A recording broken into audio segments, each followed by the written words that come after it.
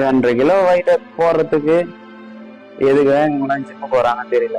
ஏதோ ஒரு குச்சியை வச்சுக்கிட்டு 2 ஓட்ட வடியை சொருவிட்டு வீட்டுல ஒர்க் அவுட் பண்ணாத ஜிம்முக்கு வந்துட்டு ஜிம் பீஸ்ல வேஸ்ட் பண்ணிட்டு இருக்காங்க.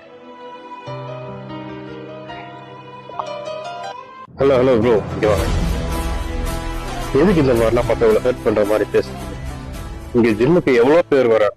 ஒவ்வொருத்தரும் தன்னோட பர்சனல் இம்ப்ரூவ்மெண்ட்டுக்காக, செல்ஃப் இம்ப்ரூவ்மெண்ட்டுக்காக, மென்டல் பீஸ்க்காக வராங்க.